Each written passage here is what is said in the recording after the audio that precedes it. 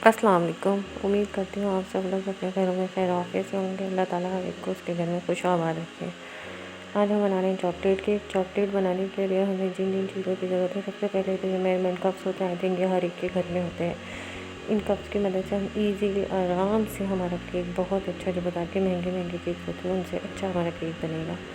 आपको ये सारी चीज़ें मैंने मेंशन कर दी हैं। आप देखें 250 ग्राम हमने मैदा लिया है, 3/4 कप मैदा है, 1/4 कप कोको पाउडर है, 125 ग्राम शुगर है, 80 ग्राम्स मिल्क है, 60 ग्राम ऑयल है, 15 ग्राम बेकिंग पाउडर और 1 ग्राम जो हमने बेकिंग सोडा की है।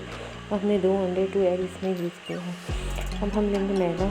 मैदे में हमने डालना है, देखिए 3/4 कप मैदा है। अगर आप सिंपल केक बनाना चाहते हैं इसी में आप जो है पूरा मैदा ले लें, कोको पाउडर इसमें ऐड ना करें। लेकिन हम चॉकलेट के लिए केक बना रहे हैं, मेरे बच्चे जो है ज़्यादा चॉकलेट फ्लेवर पसंद करते हैं, इसलिए मैंने कोको पाउडर ज़्यादा यूज़ किया। अगर आप लोग थोड़ा कम चॉकलेट पसंद करते हैं, कोको पाउडर उसकी क्वांटिटी थोड़ी कम कर लें। ये देखिए मैंने जो है 1/4 कप जो है कोको पाउडर इसमें ऐड कर लिया। फिर जो है हमने शुगर ली है 125 ग्राम। इसे जो छोटा वाला कप होता है उसमें हमने शुगर लिया, उससे छोटे वाले में हमने मिल्क लिया, उससे छोटे में सिंपल कुकिंग ऑयल जो घर में यूज़ होता है हमने वो लिया है। बेकिंग पाउडर हमने 15 ग्राम लिया है। ये टेबल स्पून है, टी स्पून नहीं है। मैं आपको बार बार ये बात कह रही हूँ, आप लोग ये मेजरमेंट कप्स रखेंगे, आपका केक बिल्कुल बाज़ार जैसा बनेगा। कभी भी आपका केक ख़राब नहीं होगा, इसकी गारंटी मैं आपको देती हूँ।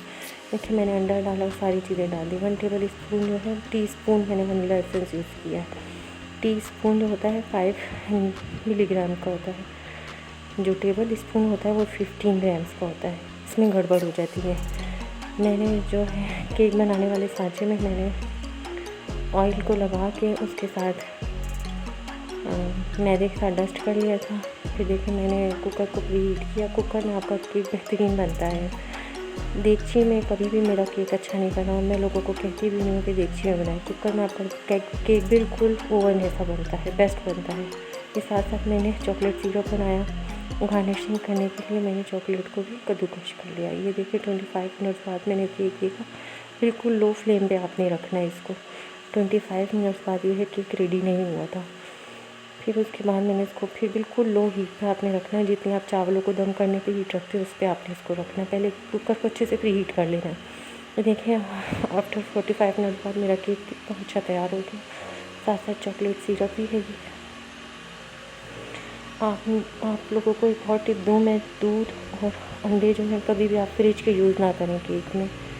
आप लोग नॉर्मल किचन के टेम्परेचर, रूम टेम्परेचर के हमेशा यूज़ किया करें। अगर दूध फ्रिज में रखा हुआ भी हो तो आप उसको थोड़ा गर्म कर लें दरमियाना, और फिर आप उसको जूसर ब्लेंडर में डालें। बच्चों से वेट नहीं हो रहा था तो फिर मैंने केक को कट किया।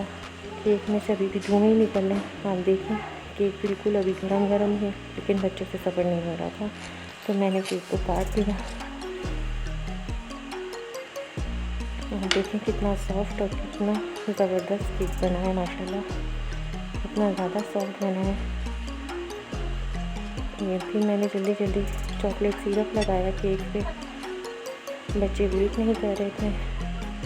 अगर आप लोगों ने केक को सॉफ्ट करना है और ज़्यादा तो केक के जो है इस माशाल्लाह केक देखें आपके सामने कितना अच्छा गार्निश हो गया है। सो काइंडली अगर आप लोग को मेरी ये रेसिपी पसंद आई है तो आप इसको लाजमी ट्राई भी करें और अपनी फ्रेंड्स एंड फैमिली के साथ लाजमी शेयर करें। और जो है इंशाल्लाह फिर मैं आपके लिए इसी तरह की नई नई अच्छी रेसिपीज़ लेके आती हूँ। Thank you so much.